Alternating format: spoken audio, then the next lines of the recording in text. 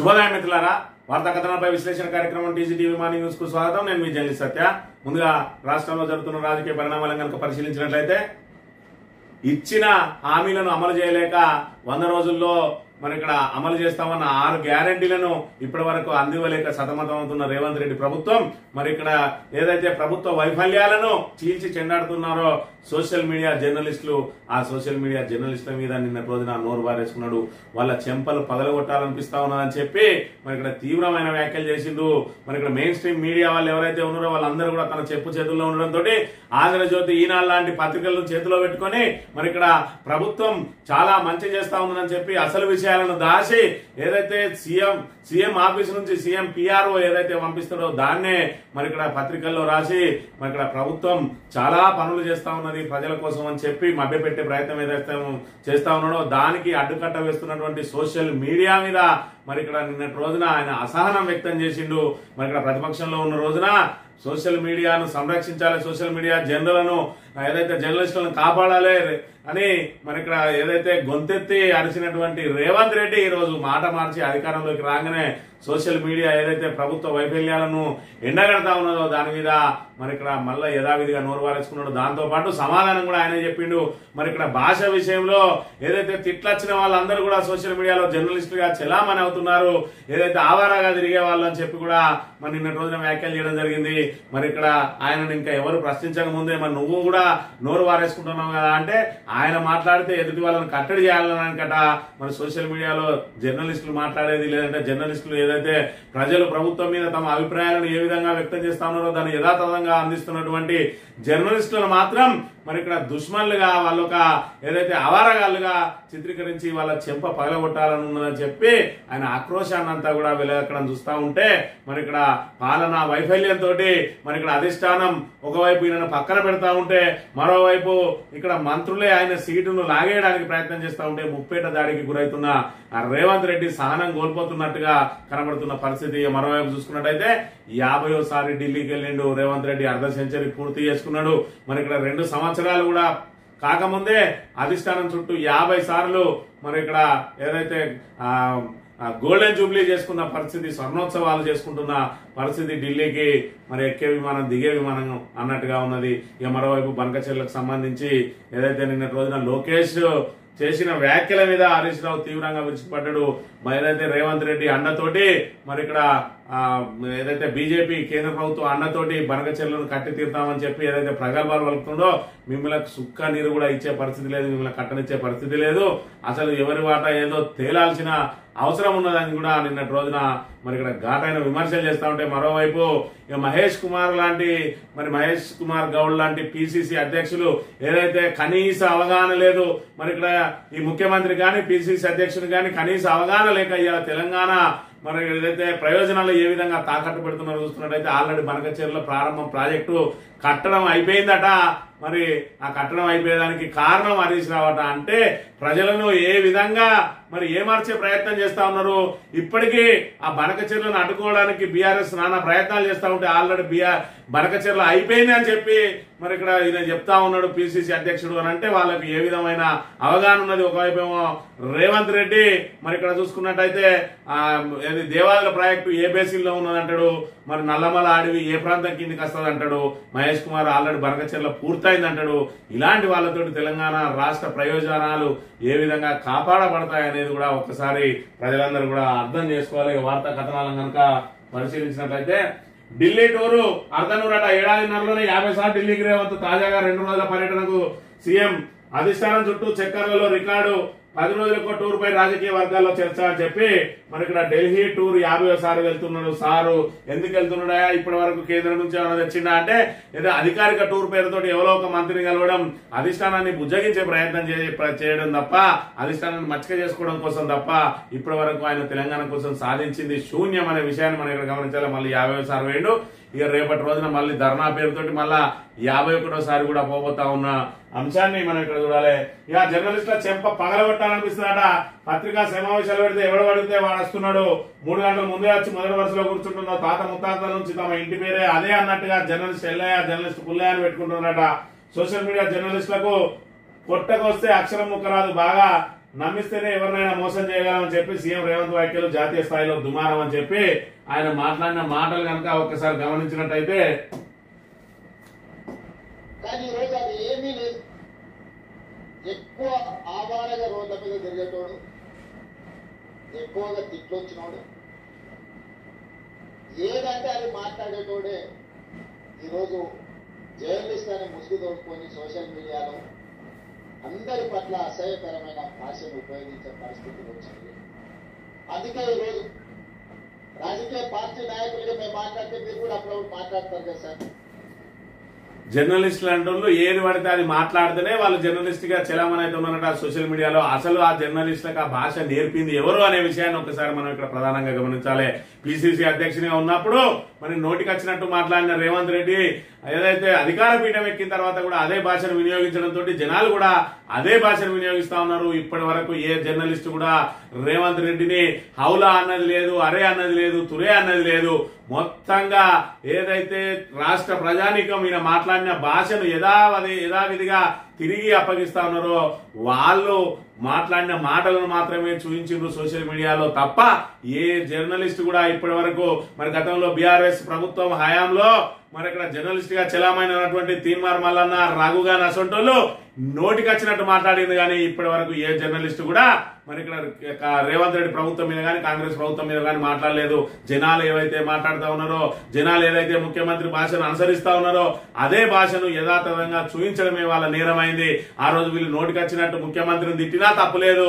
ఇవాళ జనాలు తిడుతున్న అంశాన్ని మీకు చూపిస్తే ముఖ్యమంత్రి హోదాలో ఉండి నోరుజారి నోటికి వచ్చినట్టు మాట్లాడి గత ఏదైతే తెలంగాణ తొలి ముఖ్యమంత్రిని మరి కించపరిచే విధంగా లాగులిపై ఇస్తాం, తొండలు దొరగొడతాం, పేగులు తీసి మెడకెత్తాం, బుల్లెలు పెట్టి తొక్కిస్తాం, పెట్రోల్ పోసుకొని సావు, ఉరేసుకొని సావు, మరి మార్చరీలకు పోతావు అని నానా బూతులు నానా చిల్లర భాష మాట్లాడిన రేవంత్ రెడ్డికి ఇవాళ అదే తిరగబడడంతో మరి ఇక్కడ జ్ఞానోదయం అయినట్టు ఉన్నది. మరి ఇక్కడ బీఆర్ఎస్ హయాంలో యూట్యూబ్ ఛానళ్లను అడ్డం పెట్టుకుని మరి నానా యాగి చేసిన రేవంత్ రెడ్డి ఇవాళ అదే యూట్యూబ్ ఛానల్లోని ప్రజా వ్యతిరేక విధానాలను ప్రభుత్వ వైఫల్యాలను ప్రశ్నిస్తా ఉంటే తట్టుకోలేకపోతున్న విషయాన్ని మరి అదేవిధంగా సమాధానం కూడా ఆయనే చెప్పిండు. మరి మీరు కూడా మాట్లాడుతున్నారు కదా అంటే ఏం చెప్తుండో ఒకసారి నుండి మరి ఈ సంగతి ఏందని అడుగుతుంది. మరి అవతల మాట్లాడితే సమాధానం ఎందుకు చెప్పాలో నాకు దారి దొరకలేదు. కానీ ఈరోజు అది ఏమీ లేదు. అవతల మాట్లాడితే ఏం చెప్పాలనో ఆయనకు దారి దొరుకుతలేదట. మరి నువ్వు అదే విధంగా చిల్లర భాష మాట్లాడితే నీకే విధంగా మరి తమ విన్నపాలు చేసుకోవాలనో మరి వాళ్ళకు దారి దొరకకనే నీ భాషని అనుసరిస్తా ఉన్నారు. అది సాక్షాత్తు ప్రజానికమే తప్ప ఏ యూట్యూబ్ జర్నలిస్ట్ కూడా నీ మీద ఇప్పటి వరకు నోరు జారింది లేదు అనే విషయాన్ని మనం ఇక్కడ ప్రధానంగా గమనించాలి. ఇక ఈ రకంగా ఏదైతే ఇచ్చిన 6 గ్యారంటీలను అమలు చేయడానికి ఏవైనా ప్రణాళిక అవలంబించాలి, మరి 420 హామీలు ఇచ్చినాం ఏం చేయాలని చెప్పి మేనిఫెస్టో రాయడానికి ఒక చిత్రగుప్తులు లాంటి శ్రీధర్ బాబును పెట్టుకున్నాడు. కానీ ఆ మేనిఫెస్టోను అమలు చేయడానికి ఏం చేయాలని చెప్పి ఇప్పటి వరకు కూడా మరి ఇన్ని కేబినెట్ సమావేశాలు జరిగినాయి. ఈ 50 సార్ల అక్కడికి పోయొచ్చిండు ఏదైతే ఢిల్లీకి. మరి ఎప్పుడు కూడా ఈ 6 గ్యారంటీల అమలు సాధ్యాసాధ్యాలను ఏ విధంగా అమలు చేయాలి, దానికి ఒక ప్రణాళిక చేయాలి. 6 గ్యారంటీలకు చట్టబద్ధత తీసుకొస్తాడు. చట్టబద్ధత మాట దేవుడు కనీసం ఈ లోపు అమలు చేస్తామని కూడా లేదు.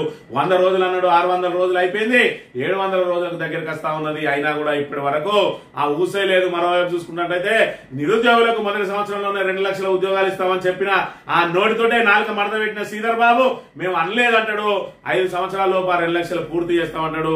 ఆల్రెడీ కేసీఆర్ ఇచ్చిన ఉద్యోగాలు 70,000 ఇచ్చినా అంటాడు. అలవోకగా అబద్దాలు ఆడడంలో రేవంత్ రెడ్డిని మించిపోతా ఉన్నాడు దుద్దిల్ల శ్రీధర్ బాబు అనే విషయాన్ని కూడా మనం ఇక్కడ ప్రధానంగా గమనించాలి.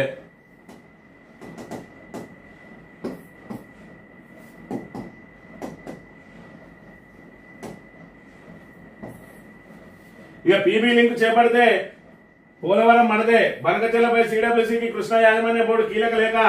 బనకచెల్లపై ముందుకెళ్తే పోలవరం మొదటికి మళ్లీ టీఎస్ నుంచి అనుమతి తీసుకోవాల్సిందే. అందుకు పరివాహక రాష్ట్రాలను సమ్మతించాలి. ప్రధాన నిర్మాణాల మార్పు తథ్యం. డైవర్షన్ పై గత 45 టీఎంసీల వాటాను తేలలేదు. 200 టీఎంసీలు మళ్లిస్తే అన్ని రాష్ట్రాలకు వాటా అదేవి లేకుండా జలాల మళ్లింపు ఎలా సాధ్యం? పోలవరం బనకచెల్ల ప్రాజెక్టుపై కేఆర్ఎంబీ సిడబ్ల్యూసీకి లేఖ రాసిన మన ఇక్కడ ఏదైతే కేఆర్ఎంబీ అని చెప్పి మరి పీబీ లింక్ అంటే పోలవరం బనకచెర్ల లింక్ చేపడితే మరి ఇక్కడ పోలవరం ని ఏదైతే మధ్యలోనే ఆపేయాల్సి వస్తుందని చెప్పి బనకచెర్ల మీద సిడబ్ల్యూసీకి మరి ఏదైతే సెంట్రల్ వాటర్ కమిషన్ కు కృష్ణా యాజమాన్య బోర్డు కేఆర్ఎంబి లేఖ రాసిందట.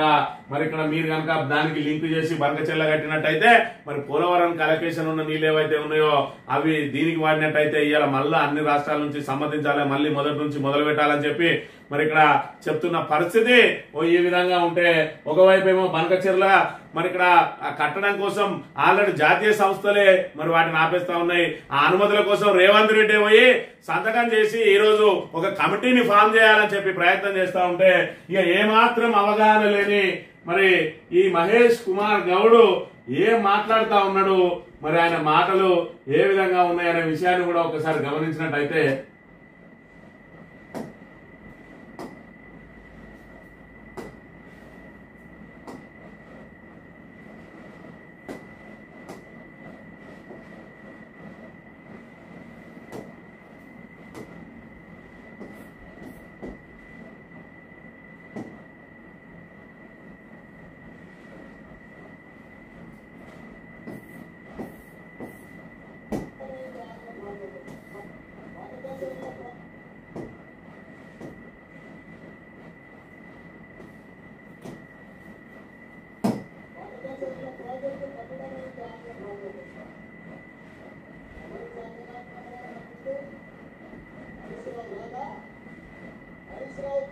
సంతకం పెడితే మనకు రావాల్సిన బంకచెర్ల ప్రాజెక్టు కట్టడమైంది. ఆంధ్ర ప్రాంతంలో ఎవరి శాతకాంతరం వల్ల కట్టింటే హరీష్ రావు రాదా? హరీష్ రావు కేసీఆర్ సంతకం పెడితే మనకు రావాల్సిన నీటి వాటా తాకట్టు పెడితే బంకచెర్ల నిర్మాణం అయింది. ఇలాంటి చేతగాని దద్దమ్మలు ఇవాళ కనీస అవగాహన లేని వాళ్ళు ప్రజలు మేము ఏం చెప్తే అది నమ్ముతారని చెప్పి ఈ రకమైన మాటలు మాట్లాడుతా ఉన్నారు. ఒకవైపు బంకచెర్ల ప్రాజెక్టు కోసం ఇక్కడ ఏదైతే చంద్రబాబు నాయుడు తీవ్ర విఫల ప్రయత్నాలు చేస్తూనే ఉన్నాడు. కేంద్ర సంస్థలన్నిటి కూడా వాటికి అనుమతులు నిరాకరిస్తా ఉంటే మరి ఇక్కడ బంకచెర్ల అనే అంశం తెర మీదకి వచ్చింది. రేవంత్ రెడ్డి అధికారంలోకి వచ్చిన తర్వాత ఈ 4-5 నెలల నుంచి ఆ బంకచెర్ల అంశం తెర మీదకి వస్తే ఆల్రెడీ బంకచెర్ల ప్రాజెక్టు కట్టేసిందట. దానికి హరీష్ రావును కేసీఆర్ ఆల్రెడీ సంతకాలు పెట్టిందట. తిరుమ చేతగాంతనాన్ని అలవోకగా గత ప్రభుత్వం మీద మరి ఇక్కడ ఇవాళ మంచినీళ్ళు ఎందుకు ఇత్తలేరంటే గత ప్రభుత్వం చేయబట్టి ఇత్తలేము, ఇవాళ సాగునీరు ఎందుకు ఇత్తలేరంటే గత ప్రభుత్వం చేయబట్టి ఇత్తలేము, ఇవాళ ప్రాజెక్టులో నీళ్ళు ఎందుకు నింపుతలేవా అంటే గత ప్రభుత్వం దాన్ని చక్కగా కట్టలేదు, ఇవాళ కరెంట్ ఎందుకు పోతుందా అంటే గత ప్రభుత్వం తీగలు కరెక్ట్ వేయలేదు అని చెప్పి మరి మీరేం బీకనీకి వచ్చిందిరా అని అంటే దానికి వాళ్ళకి సమాధానం లేదు. కేవలం మరి ఇక్కడ ఏదైతే ఉన్నాయన్నింటినీ రియల్ ఎస్టేట్ పేరుతోటి దోసుకోవడానికి దాచుకోవడానికి మరి ఇక్కడ ఏదైతే ఒక వ్యవస్థ సక్రమంగా జరుగుతా ఉన్నదో దాన్ని కుప్పగూల్చడానికి మరి ఎలాంటి పాలన ఏదైతే అనుభవం లేకుండా మరోవైపు ప్రజల ఏదైతే ప్రయోజనాల కోసం ఏమాత్రం ప్రయత్నం చేయకుండా ఎవరికి వాళ్ళు అందని కాడికి దండుకోవడానికి ఇటు మంత్రులు, ముఖ్యమంత్రి, ఆఖరికి పిసిసి అధ్యక్షుడు, కాంగ్రెస్ పార్టీ ఈ రకంగా ప్రజలను సర్వనాశనం చేస్తా ఉన్నది.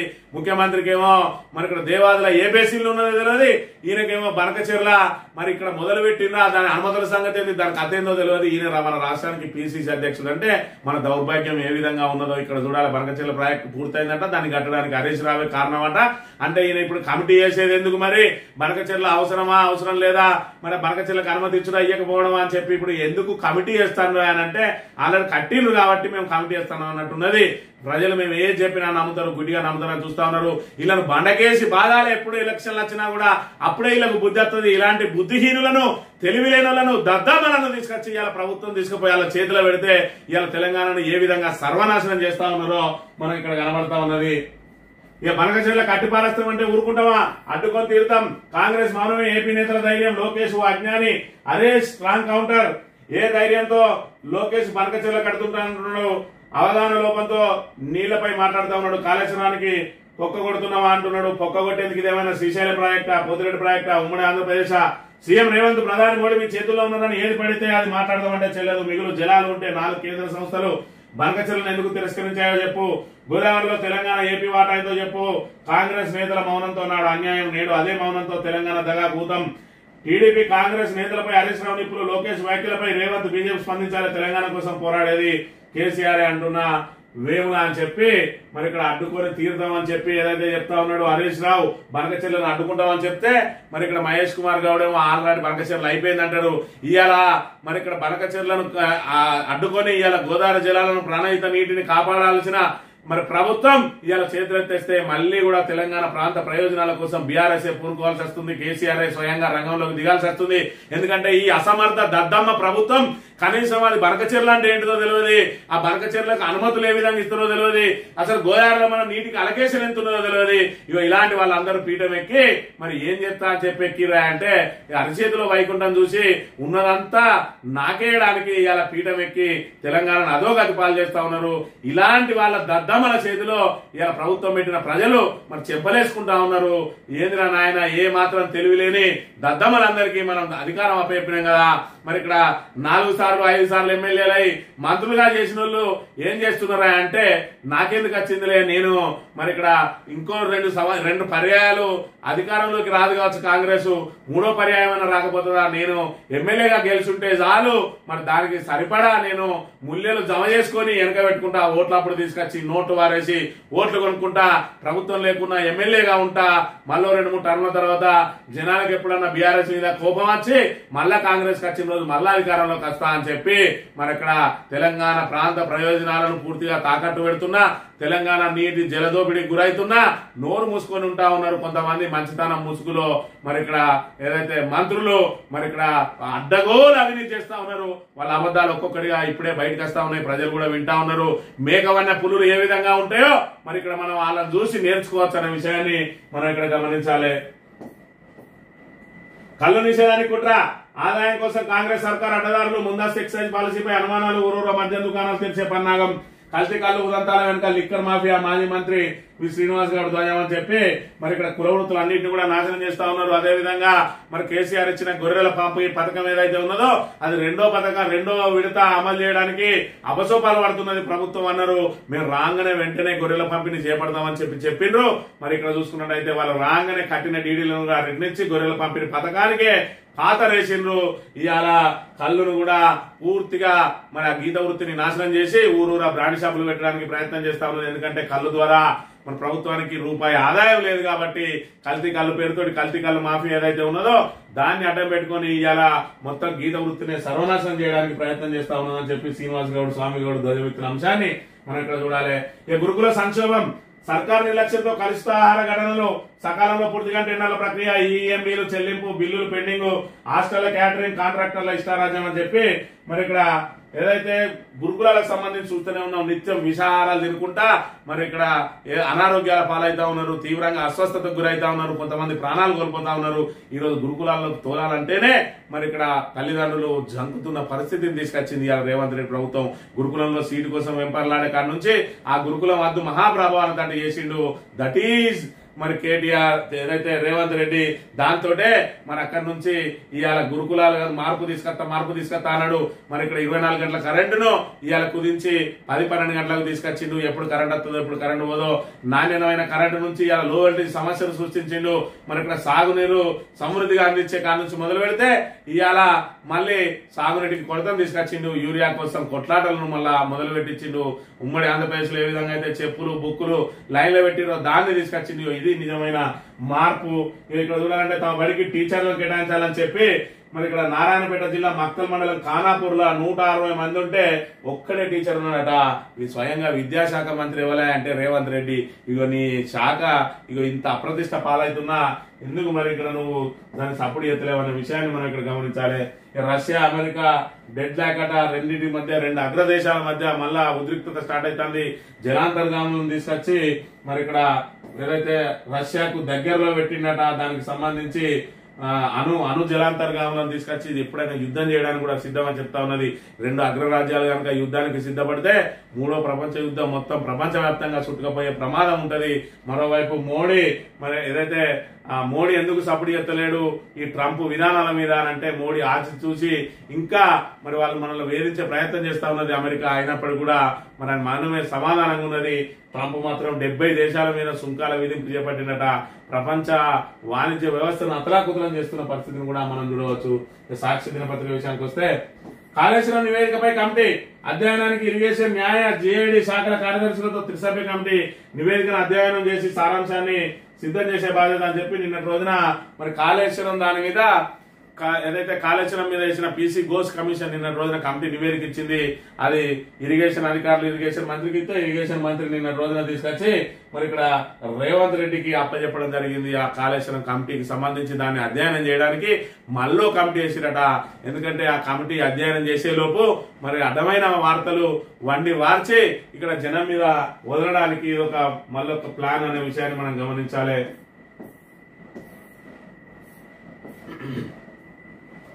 బీఆర్ఎస్ టెంపుల్ ఉంటే లోక్సభలో కొట్లాడేవారు. బనకచెర్లపై రాజకీయ న్యాయపరమైన పోరాటం కాంగ్రెస్ ప్రభుత్వ వైఖరిని ఎండగట్టేలే సభ. సుప్రీం తీర్పు నేపథ్యంలో ఉప ఎన్నికలు ఖాయం. కాంగ్రెస్ బీజేపీ ఎంపీల చిత్తగంతనంతో తెలంగాణకు అన్యాయం. ముఖ్య నేతలతో కొనసాగుతున్న కేసీఆర్ భేటీ అని చెప్పి కేసీఆర్ ఫామ్ హౌస్ ఉంటేనే గదగద వణుకుతుంది కాంగ్రెస్ పార్టీ, కాంగ్రెస్ ప్రభుత్వం. కేసీఆర్ కనుక రోడ్ల మీదకి వచ్చిందనుకో నీ ప్రభుత్వం కుప్పగొలడం ఖాయం. మరి ఇక్కడ ఏదైనా ఒక అంశాన్ని ఇప్పటి వరకు నీకు 2 సంవత్సరాలు సంపూర్ణంగా సమయం ఇచ్చిండు. ఇక ఖచ్చితంగా సమరశంకం పూరించడానికి సిద్ధమైతా ఉన్నాడు. ఒకవైపు ఉప ఎన్నికలు తరుముకొస్తా ఉన్నాయి. 3 నెలల లోపు ఖచ్చితంగా నిర్ణయం తీసుకోవాలని చెప్పి సుప్రీంకోర్టు ఆదేశాలు జారీ చేసింది. అయినా కూడా మరి ఇక్కడ నవ్విపోదురు కాక మాకేడు సిగ్గని ఇంకా కూడా స్పీకర్ మరి దాన్ని ఇంకా 3 నెలలు కూడా దాటించుకుంటూ వెళ్ళిపోయినట్టయితే రాజ్యాంగ వ్యవస్థల మీద నమ్మకం లేకుండా పోతుంది. ఇవాళ స్పీకర్ వ్యవస్థ మీదనే నమ్మకం లేకుండా పోతుంది. రేపటి రోజున మరి ఇక్కడ మీద కూర్చొని అధ్యక్ష అని చెప్పి నీ మెంబర్లు ఎవరైతే ఉన్నారో నీకు ఇచ్చే గౌరవం అనేది మరి అలా అక్కడ కుచించుకపోతుంది. ఎందుకంటే మరి ఇక్కడ నువ్వు ఏదైతే ఒక న్యాయబద్ధంగా నిర్ణయం తీసుకోలేని వాడికి మరి మేమే విధంగా నిన్ను అనుసరించాలి అని చెప్పి ఈసడించే ప్రయత్నం కూడా చేస్తారు. ఈసడి ఒకవైపు ఇది ప్రజలందరికీ కూడా తెలుస్తా ఉన్నది. ఇలాంటి నిర్ణయాన్ని తీసుకోలేనప్పుడు నీకు ఆ సర్వాధికారాలు ఎందుకనే మరి ప్రశ్నలు కూడా ఉత్పన్నమవుతాయి. కాబట్టి స్పీకర్ స్థానాన్ని దిగజార్చకుండా ఖచ్చితంగా మరి స్పీకర్ స్వయం నిర్ణయం తీసుకోవాల్సిందే. మరి ఇక్కడ సుప్రీంకోర్టు ఆదేశాలు జారీ చేసినాక కూడా ఇంకా దాటే ప్రయత్నం చేస్తే అది మరి స్పీకర్ పదవికే మచ్చ తెచ్చే ప్రమాదం ఉంటుంది. కాబట్టి ఖచ్చితంగా ఉప ఎన్నికలు ఖాయమని చెప్తున్న పరిస్థితి. మరోవైపు బనకచెర్ల మరి ఇక్కడ వేగంగా పావులు కదుపుతా ఉన్నాడు ఎవరైతే చంద్రబాబు నాయుడు బీజేపీతో కలిసి. మరోవైపు ఈ కాంగ్రెస్ అసమర్థులకు అసలు బనకచెర్ల ఏ స్టేజ్ లో ఉన్నదో కూడా తెలియదు. ఒకవైపు ఏమో రేవంత్ రెడ్డి బనకచెర్లకు అనుకూలంగా ఓ కమిటీని వేసి తొందరగా నివేదిక ఇచ్చి అలా గురువు చంద్రబాబు నాయుడు బనకచెర్ల కట్టుకున్నానికి మార్గం సుగమం చేస్తా ఉంటే ఈయనేమో మహేష్ కుమార్ గౌడ్ ఆల్రెడీ బనకచెర్ల పూర్తయింది దానికి హరీష్ రావే కారణం అంటాడు. ఇగో ఇలాంటి మరి ఇక్కడ సగం సగం తెలివి ఉన్నలను అర్ధ నాలెడ్జ్ ఉన్నలను ఆఫ్ మైండ్ గాళ్ళు ఇవాళ కాంగ్రెస్ పార్టీలో ఉంటే మరి తెలంగాణకు ఏ విధంగా న్యాయం జరుగుతుందో కూడా మరి చూడాలి. ఇక రేవంత్ మానం వల్లే లోకేష్ బరితెగింపు అని చెప్పి చెప్తున్న పరిస్థితి మనం గమనించాలి. పార్లమెంట్ లో ఆగని రగడ ఓట్ల చౌర్యంపై అనుభవం లాంటి సాక్ష్యం ఉన్నదట. మరి ఇక్కడ ఓట్ల చౌర్యం గురించి మాట్లాడితే మరి ఇక్కడ బీహార్ లో మొత్తం పూర్తిగా రోహింగ్యాలకు కూడా మరి వాళ్ళకు ఉన్నాయట. వాళ్లకు మరి వాళ్ళకు ఓటు ఏ విధంగా వచ్చింది, మీ తాత ముత్తాతలు ఎక్కడి నుంచి ఉంటుందని చెప్పి దాని మీద ఒక మరి ఇక్కడ రివ్యూ జరుగుతూ ఉంటే మరి కాంగ్రెస్ ఎందుకు ఇంత ఉలిక్కి పడతా ఉన్నది? ఎందుకంటే ముస్లిం ఓట్లన్నీ కాంగ్రెస్ కే సొంతం. ఎందుకంటే మరి ఇక్కడ కాంగ్రెస్ అంటేనే ముస్లిం మూలాలు ఉన్న పార్టీ. ఆ రోజు కూడా మరి 2 దేశాలు విడిపడ్డ రోజున మనకు స్వతంత్రం వచ్చిన రోజున పాకిస్తాన్ ప్రయోజనాల కోసమే గాంధీ కొట్లాడిండు, పాకిస్తాన్ ప్రయోజనాల కోసమే నెహ్రూ కొట్లాడిండు. ఇవాళ సింధు నది లాంటి మొత్తం భారతదేశంలో వాడుతూ ఉంటే అత్యధిక నీళ్లు మాత్రం పాకిస్తాన్ కు పోతాయి. ఎందుకంటే మైనారిటీలను కాపాడుకోవాలన్నట.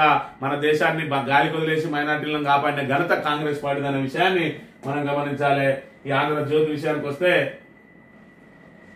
71వ జాతీయ చలనచిత్ర అవార్డులో సత్తా చాటిన తెలుగు సినిమాట.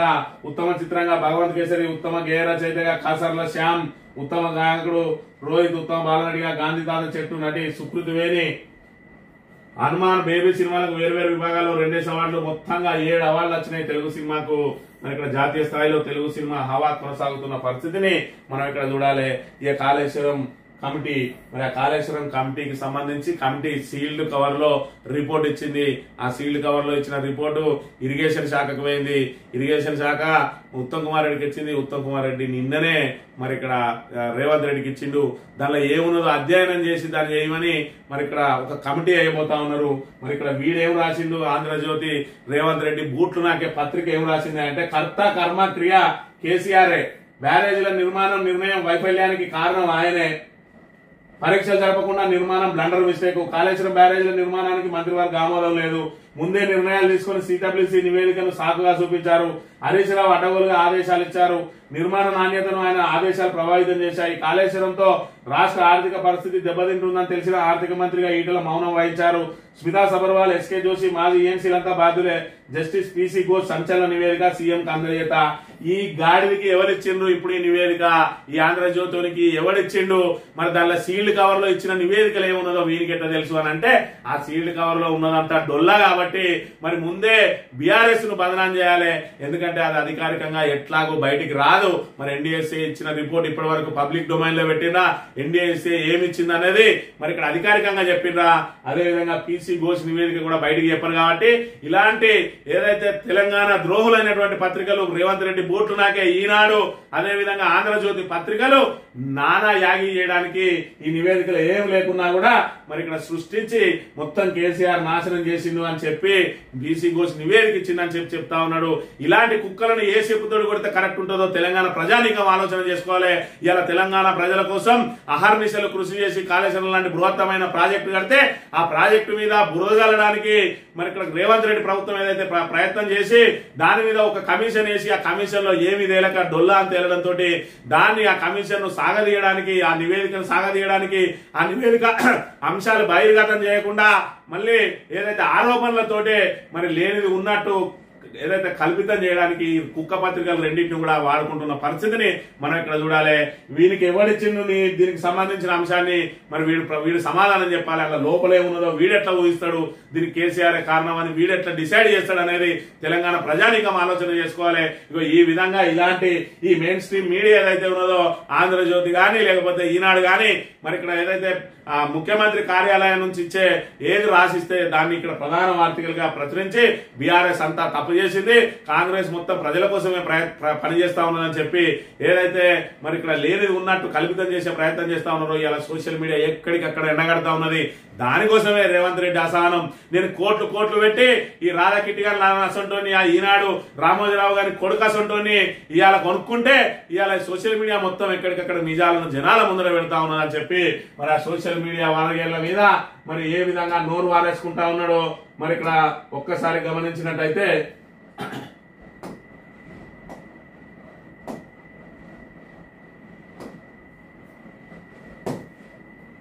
ఈరోజు media, social media, digital journalist Shankar news మొత్తం పెద్ద పేపర్ ఇస్తా జర్నలిస్ట్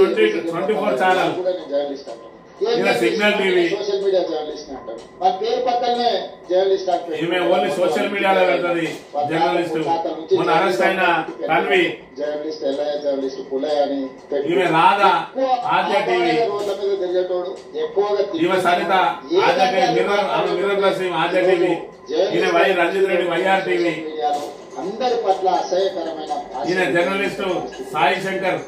ఇక వీళ్ళందరూ మచ్చుకు వీళ్ళు కొందరు వీళ్ళు ఏదైతే ప్రభుత్వ వైఫల్యాలను ఎక్కడికక్కడ మరి ఇక్కడ ఎండగడతా ఉంటే దాన్ని మరి ఇక్కడ ఈ తాబేదారు పత్రికలు ఏం చెప్పినా కూడా ప్రజలు నమ్మకుండా వాస్తవ విషయాలన్నింటినీ కూడా ప్రజల ముందు పెడతా ఉన్నారు. కాబట్టి ఇవాళ వాళ్ళ చెంపలు పగలగొట్ట బుద్ధి అవుతుందట. నేను ఏదైతే మరి ఇక్కడ ఆంధ్రజ్యోతిని కొనుక్కున్నా, ఈనాడుని కొనుక్కున్నా ఏం లాభం? వాళ్ళకి కోట్లు గుమ్మరిస్తుంటే కూడా మళ్ళీ మీరు నిజాలు చెప్తా ఉన్నారు. మీకేమన్నా కావాలంటే డబ్బులు ఇస్తే గానీ వాస్తవాలను ప్రజల ముందు ఉంచకండి అని చెప్పినట్టుగా ఉన్నది పరిస్థితి. ఎక్కడికక్కడ వాళ్ళు చేసేది తప్పులే అయితే మరి ఇప్పటి వరకు అనేక కేసులు పెడతాను, ఇంకా కూడా కేసులు పెట్టు వాళ్ళు ఏదైనా తప్పు చేసినట్టయితే. ఎందుకు వాళ్ళ మీద అసహనం వ్యక్తం చేస్తా ఉన్నానంటే ఇక ఈ కుక్క పత్రిక ఏదైతే ఇక్కడ ఈ రోజే సీల్డ్ కవర్ లో అప్పచెప్తా ఉంటే దాన్ని ఏమున్నదో ఈడే రాసింది. కమిటీ ఎందుకు? ఈ రాధా కిట్టి గారిని ఓదిక్కు, ఆ రామోజీరావు కొడుకు సుమన్ గారిని, మరి సుమన్ వాని పేరు ఏదో ఉన్నది కిరణ్, ఆ కిరణ్ ఒక దిక్కు, వీళ్ళిద్దరితో ఒక కమిటీ చేసి ఆ పత్రికలో ఉన్న మొత్తాన్ని ఏదైతే 650 పేజీలలో ఏమేమి ఉన్నదో దాన్ని వీనికి అనుకూలమైన అన్నింటినీ అలా పెట్టుకుని 2 పేపర్లలో నింపి దాన్నే నివేదికగా తీసుకుంటే అయిపోతుంది కదా. మరి దీనికి ఇంకా నిపుణుల కమిటీ ఎందుకు? మొత్తం వీడే తెలిసిండు వీళ్ళు ఏమున్నది. మొత్తం బ్యారేజీల నిర్ణయం కేసీఆర్దేనట. మరి ఇక్కడ అన్నారం సుందిలా కట్టమని చెప్పి అసలు కేబినెట్ లోనే నిర్ణయం తీసుకోలేదట. మరి ఇక్కడ అనేక రకాలుగా చెప్పిండు. ఏదైతే సిడబ్ల్యూసీ నివేదిక ఏదైతే ఇచ్చిందో దాన్ని సాకుగా తీసుకొని తుమ్మిడిహెడ్డి దగ్గర కట్టాల్సిన దాన్ని కాళేశ్వరంలో కట్టిందట. మళ్ళీ వీడే చెప్తాడు సిడబ్ల్యూసీ నివేదికను సాకుగా చూపిండని. ఏం సిడబ్ల్యూసీ నివేదిక ఏమి ఇచ్చింది అంటే తుమ్మిడిహెడ్డి దగ్గర నీటి లభ్యత లేదని ఇచ్చింది. మరి తుమ్మిడిహెడ్డి దగ్గర నీటి లభ్యత లేకపోతే అరే హౌలగా ఎక్కడ కడతారు మరి కాళేశ్వరంలో కట్టకపోతే? మరి నువ్వే సాకుగా చూపినట్టు సాకుగా చూపించి ఉంచలేదురా, దాన్నే కారణం అదే, అక్కడ నీటి లభ్యత లేదు కాబట్టి ఇక్కడ కట్టిండ్రు మేడిగడ్డ దగ్గర అని ఫస్ట్ నుంచి చెప్తూనే ఉన్నారు. మరి అందులో లోపల మరి అది అధికారికంగా బయట పెడితే ఏముండదు కాబట్టి ఆ నివేదికను తొక్కిపెట్టి ఇగో ఇలాంటి ఆరోపణలు మొత్తం కూడా బయట మరి ప్రచారం చేయడానికి ఇగో ఈ తాబేదారు పత్రికలను, ఈ బూట్లు నాకే పత్రిక ఆంధ్రజ్యోతి ఈనాళ్లను వాడుతున్న పరిస్థితిని మనం ఇక్కడ చూడాలి. ప్రభుత్వ పథకాలకు బతుకున్న నేతల పేర్లు పెట్టాదట. ప్రభుత్వ ప్రకటనలో మాజీ సీఎంలు, పార్టీ నేతల ఫోటోలు వద్దు, ఇది సుప్రీం మార్గదర్శకాలకు విరుద్ధం, సంక్షేమ స్కీముల అమలును మేము అడ్డుకోవడం లేదు, ప్రచారం తీరుపైన అభ్యంతరం అని చెప్పి ఇక్కడ మద్రాస్ హైకోర్టు చెప్తున్న పరిస్థితిని మనం ఇక్కడ చూడాలి. ఏదైతే స్టాలిన్ కు సంబంధించి మీతోనే స్టాలిన్ అని చెప్పి ఏదైతే డిఎంకే అధినేత ప్రస్తుత ముఖ్యమంత్రి స్టాలిన్ మీతోనే స్టాలిన్ అని ఒక పథకం ప్రవేశపెడితే దాని మీద కోర్టుకు పోయినట్టు కోర్టు మరి నేతల పేర్లు పెట్టద్దని చెప్పి నివేదిక ఇచ్చిన అంశాన్ని మనం ఇక్కడ గమనించాలి. ఓనమాల రానోడు జర్నలిస్టే. మరి ఇక్కడ ఏదైతే ఏ బేసిన్ ఎట్లుంటుందో, ఏ బేసిన్ లా గోదావరి బేసిన్ ఏముంటది, కృష్ణా బేసిన్ ఏముంటది, మనం పుట్టి నల్లమల పులి అని చెప్పుకొని ఆ నల్లమల ఎక్కడ ఉంటుందో కూడా తెలియని వాళ్ళందరూ మరి ఇక్కడ కనీసం అసలు ఏదైతే పథకాల మీద అవగాహన లేనోడు, ప్రభుత్వం మీద అవగాహన లేనోడు, ఆదాయ వ్యవహారాల మీద అవగాహన లేనోడు ముఖ్యమంత్రి అయితే ఎట్లా, జర్నలిస్ట్ అయితే ఖాళీ ఇవాళ నేటి దినపత్రిక ఈ రోజు రేపటి వేస్ట్ పత్రిక అయిపోతుంది. మరి ఈ రోజు చూసుకున్నట్టయితే మరి ముఖ్యమంత్రి పీఠం మీద కూర్చున్నోనికి అన్నిటి మీద అవగాహన ఉండాలి. ముఖ్యమంత్రి పీఠం ఎక్కాలంటే ఆయన ఖచ్చితంగా ఐఏఎస్ ఐపీఎస్ ఆఫీసర్లకు ఏ విధంగా అయితే పెడతారో, గ్రూప్ 1 గ్రూప్ 2 అధికారులకు ఏదైతే పెడతారో, ఆఖరికి అటెండర్ కు ఉద్యోగం తీసుకోవాలన్నా కూడా వాళ్ళకు రాత పరీక్ష పెడతారు. మరి ముఖ్యమంత్రికి ఎందుకు పెట్టద్దు? ముఖ్యమంత్రి కూడా అవగాహన ఉన్నోడు ఉంటే ఇవాళ రాష్ట్ర ఆర్థిక పరిస్థితి ఈ విధంగా ఉండేదా? మరి ఇక్కడ ఆదాయం ఎంతో తెలియదు, వ్యయం ఎంతో తెలియదు, ఏం చేయాలనో తెలియదు, ఏది ప్రాధాన్య అంశాల్లో తెలియదు. మరి ఇక్కడ మేనిఫెస్టో రాసేటప్పుడు కూడా సాధ్యాసాధ్యాలు తెలియకుండా మేనిఫెస్టో రాసినోడు మరి ఇక్కడ ఈ జర్నలిస్ట్ ఏదైతే మరి ఇక్కడ తప్పుడు రాస్తా ఉన్నాడు, నోటికి వచ్చింది రాస్తా ఉన్నాడు అన్నారు. మరి ఇలా మహా మేధావి ఇవాళ మేనిఫెస్టో రాసిండు. ఆ మేనిఫెస్టో 100 రోజులలో అమలు చేస్తాను 6 గ్యారంటీలు ఎందుకు అమలు అయితే లేవు? మరి బహు మేధావి చదువుకున్నాడు, 4 సార్లు ఎమ్మెల్యే గెలిచిండు, ఇప్పుడు 5వ సారే గెలిచిండు, ఒకసారి మంత్రి చేసిండు, ఒకసారి విప్ చేసిండు. ఆయన రాసిన మేనిఫెస్టో చెత్తకాయం అయితే ఈ జర్నలిస్టుల మీద నోరు వారేసుకునేందుకు మరి మేనిఫెస్టో రాసిన ఎంత అనాలి? ఇవాళ ఒక జర్నలిస్ట్ తప్పుడు వార్తలు రాస్తేనే మరి ఇక్కడ ఈ విధంగా ఓనమాలు రానోడు అంటున్నావు. మరి పూర్తిగా చదువుకున్నాడు జనాలను మోసం చేస్తే మరి ఏ విధంగా అనాలి? మరి అవగాహన లేనోడు ముఖ్యమంత్రి పీఠం మీద కూర్చుంటే మరి దాన్ని ఏమనాలనే విషయాన్ని కూడా ఒకసారి ఆలోచన చేసుకోవాలి. ఖచ్చితంగా మరి ఇక్కడ ఏదైతే తెలివి లేనోడు ఎవడు కూడా ముఖ్యమంత్రి కావద్దు. ముఖ్యమంత్రి అయితే ఇవాళ తెలంగాణ రాష్ట్రం ఏ విధంగా అధోగతి పాలవుతున్నదో అదే అవుతుందనే విషయాన్ని మనం గమనించాలి. ఈనాడు దినపత్రిక విషయానికి వస్తే ఇక బ్యారేజీల నిర్మాణం మంత్రివర్గ ఆమోదం లేకుండానే ఈ 2 పత్రికలకు కూడా ప్రధానంగా వార్త ఏం రాయాలి అని చెప్పి మరి ఇక్కడ సీఎం పిఆర్ఓ ఆఫీస్ నుంచి ఒక పత్రం వస్తుంది. ఒక దాన్నే వీడు ప్రధాన వార్తగా రాస్తాడు. ఇవాళ యూరియా కొరత గురించి రాయడు, కరెంటు కొరత గురించి రాయడు, ఇవాళ రైతుల ఇబ్బందుల గురించి రాయడు, రైతు భరోసా 2 సార్లు ఎగ్గొట్టిండు రాయడు, రుణమాఫీ సగానికి చుట్టేసిండు రాయడు. కానీ ఏదన్నా ఇస్తే ఒక్కసారి రైతు భరోసా ఇస్తే అసలు రైతుల మొత్తాన్ని వీళ్లే సాస్తా ఉన్నది ఈ ప్రభుత్వం, లేకపోతే రైతులు అరిగోసపడే వాళ్ళు అసలు రైతులు అన్నట్టు ఉండపో వ్యవసాయం బంద్ అన్నట్టు మరి ఇక్కడ సృష్టించి వార్తలు రాస్తాడు. ఇవాళ చూసుకున్నట్టయితే బోనస్ ఏదైనా బోసిడికే అంటే మరి ఈనాడు దగ్గర కానీ ఆంధ్రజ్యోతి దగ్గర కానీ సమాధానం లేదు. మరి ఏదైతే పండించిన ప్రతి గింజకు క్వింటాల్కి 500 బోనస్ ఇస్తా అన్నాడు, దాన్ని సన్నవాట్లకే పరిమితం చేసిండు. ఆ సన్నవాట్లకు ఒక్కటే విడత ఇచ్చిండు. మరి మళ్ళా బోనస్ ఏమైంది? మరి ఒక్కరోజు కూడా ఎందుకు బోనస్ గురించి రాత్తలేడి బోసిడికే కాదు అనే విషయాన్ని తెలంగాణ ప్రజానీకం గమనించాలి. ఈ విధంగా ఈ తాబేదారు పత్రికలు మొత్తం ఏదైతే వీటిని చేతిలో పెట్టుకుని రేవంత్ రెడ్డి తనకు వ్యతిరేకంగా అంటే తన ప్రభుత్వ వైఫల్యాలను ఎండగట్టే వాళ్ళని ఏ విధంగా నోటికి వచ్చినట్టు తిరుగుతా ఉన్నాడో మరి మీరందరూ గమనించాలని కోరుతూ ఇది ఈ రోజు morning news. Thank you very much.